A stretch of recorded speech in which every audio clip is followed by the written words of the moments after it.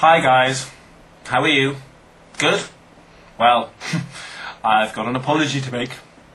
In the previous lessons we've been looking at something which most students enjoy doing, vocabulary, and looking at how to use vocabulary in structures and sentences.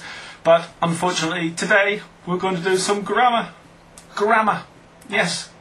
Everybody hates grammar, except me. I love grammar. And I think about 5 students in my entire teaching career actually like grammar. So a very small proportion of the number of students that I've taught in my life like grammar. And even a smaller proportion of those actually love grammar, like I do. So about 2 students out of hundreds and hundreds, maybe thousands of students that I've taught actually love grammar. So a very small proportion, okay? So hopefully you are some of the people who like grammar, but if not, I'm afraid that doesn't really matter. We've got to do it, okay? So let's get stuck in. So I hope you concentrate well in this lesson, okay? Because there's a lot of structures to remember and get through, okay? So what grammar are we going to look at today? Well, we're going to look at clauses, in particular participle and relative clauses, okay? So what are we going to do? Well, first of all, we'll look at the present participle and how to use the present participle both grammatically and for how to express certain ideas. The ideas that we use the present participle to express in a participle clause would be for adding detail and explanations of sentences that we write for a particular part of our graph. We can also use the present participle in a relative clause, a participle clause, to express that one change in the graph, a particular change in the graph, has finished or completed, and now the graph is moving on to a different trend. Okay, so it's expressing completion or in sequencing different trends. Okay, good. And for relative clauses, we're going to look at, first of all, structure, general structure, so taking into consideration defining relative clauses and non-defining relative clauses. Then we're going to look at how to use relative clauses with prepositions, okay?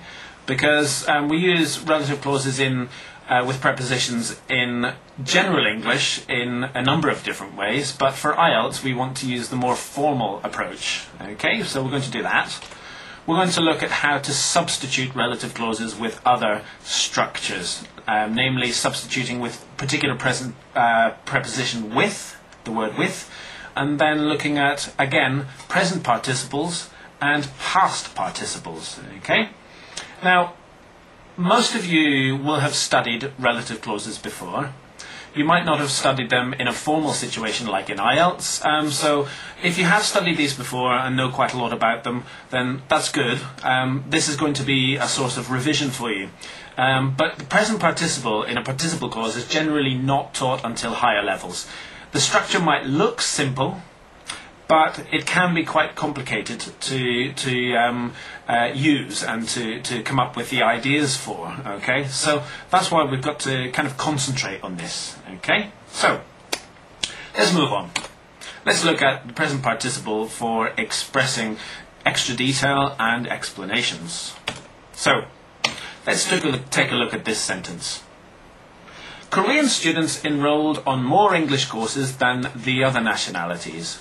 What other nationalities, you may ask? Well, here is our graph. Here we have our axes with the year 2006 on it.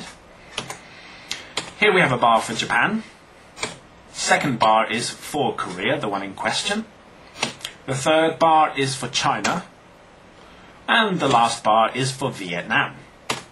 Okay, so you can clearly see that the first sentence is correct, that the Koreans spent more. Okay, but how much money did they spend on these courses?